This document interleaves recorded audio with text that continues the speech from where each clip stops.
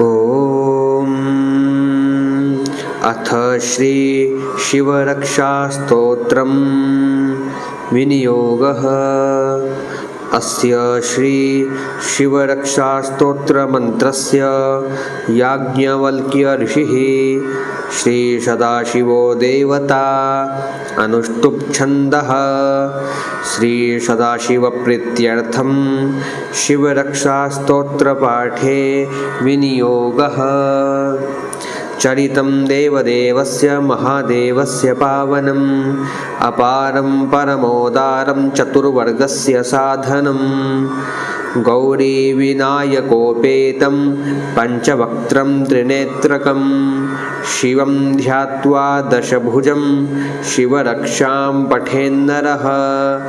गङ्गाधरः शिरः पातु फालमर्धेन्दुशेखरः नयने मदनध्वंसी कर्णौ सर्पविभूषणः घ्राणं पातु पुरारातिः मुखं पातु जगत्पतिः जिह्वां वागीश्वरः पातु कन्धरां शितिकन्धरः श्रीकण्ठः पातु मे कण्ठं स्कन्धौ विश्वधुरन्धरः भुजौ भूभारसंहर्ता करौ पातु पिनाकधिक् हृदयं शङ्करः पातु जठरं गिरिजापतिः नाभिं मृत्युञ्जयः पातु कटिं व्याघ्राजिनाम्बरः शक्थिनी पातु दीनार्तशरणागतवत्सलः ऊरू महेश्वरः पातु जानुनी जगदीश्वरः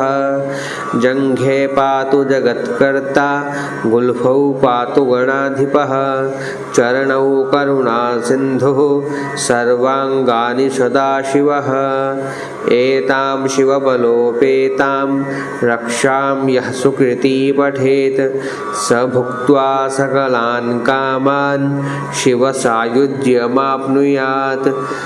ग्रहभूतपिशाचाद्याः त्रैलोक्ये विचरन्ति ये दूरादासु पलायन्ते शिवनामाभिरक्षणात् अभयङ्करनामेदं कवचं पार्वतीपतेः भक्त्या बिभर्ति यः कण्ठे तस्य वश्यं जगत्त्रयम् इमां नारायणः स्वप्ने शिवरक्षां यथादिशत् प्रतिरुत्थाय योगीन्द्रो याज्ञवल्क्यः तथा लिखत् इति श्री याज्ञवल्क्यप्रोक्तं शिवरक्षास्तोत्रं सम्पूर्णम्। ॐ अथ श्री शिवरक्षास्तोत्रं विनियोगः। अस्य श्री शिवरक्षास्तोत्रमन्त्रस्य याज्ञवल्क्य ऋषिः श्री सदाशिवो देवता अनुष्टुप् छन्दः।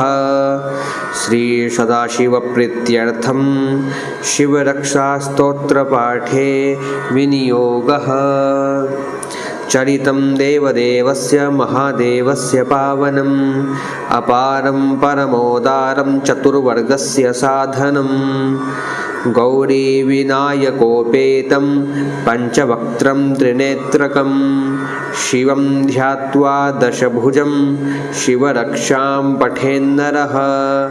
गङ्गाधरः शिरः पातु फालमर्धेन्दुशेखरः नयने मदनध्वंसी कर्णौ सर्पविभूषणः घ्राणं पातु पुरारातिः मुखं पातु जगत्पतिः जिह्वां वागीश्वरः पातु कन्धरां शितिकन्धरः श्रीकण्ठः पातु मे कण्ठं स्कन्धौ विश्वधुरन्धरः भुजौ भूभारसंहर्ता करौ पातु पिनाकधिक् हृदयं शङ्करः पातु जठरं गिरिजापतिः नाभिं मृत्युञ्जयः पातु कटिं व्याघ्राजिनाम्बरः शक्थिनी पातु दीनार्तशरणागतवत्सलः ऊरू महेश्वरः पातु जानुनी जगदीश्वरः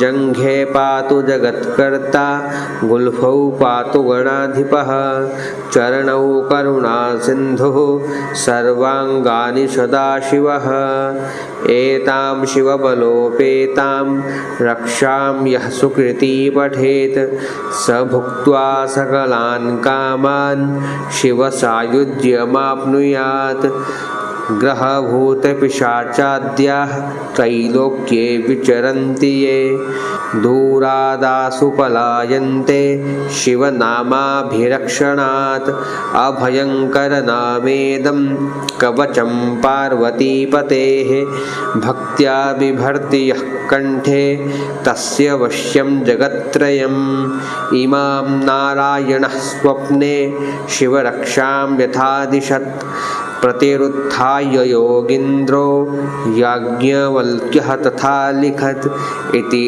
श्री याज्ञवल्क्यप्रोक्तं शिवरक्षास्तोत्रम् सम्पूर्णम्। ॐ अथ श्री शिवरक्षास्तोत्रं विनियोगः। अस्य श्री शिवरक्षास्तोत्रमन्त्रस्य याज्ञवल्क्य ऋषिः श्री सदाशिवो देवता अनुष्टुप् छन्दः। श्री सदाशिवप्रीत्यर्थं शिवरक्षास्तोत्रपाठे विनियोगः। चरितं देवदेवस्य महादेवस्य पावनम् अपारं परमोदारं चतुर्वर्गस्य साधनं गौरीविनायकोपेतं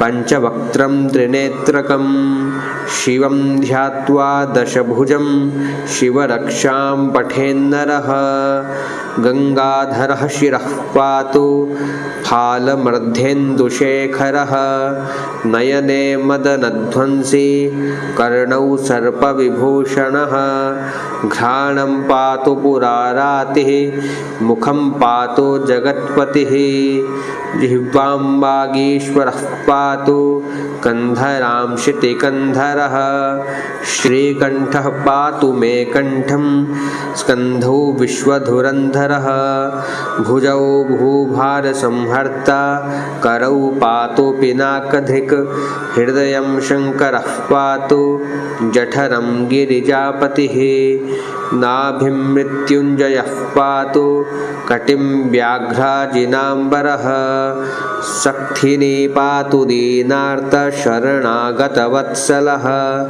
ऊरू महेश्वरः पातु जानुनी जगदीश्वरः जङ्घे पातु जगत्कर्ता गुल्फौ पातु गणाधिपः चरणौ करुणासिन्धुः सर्वाङ्गानि सदाशिवः एतां शिवबलोपेतां रक्षां यः सुकृती पठेत् स भुक्त्वा सकलान् कामान् शिवसायुज्यमाप्नुयात् ग्रहभूतपिशाचाद्याः त्रैलोक्ये विचरन्ति ये दूरादासु पलायन्ते शिवनामाभिरक्षणात् अभयङ्करनामेदं कवचं पार्वतीपतेः भक्त्या बिभर्ति यः कण्ठे तस्य वश्यं जगत्त्रयम् इमां नारायणः स्वप्ने शिवरक्षां यथादिशत्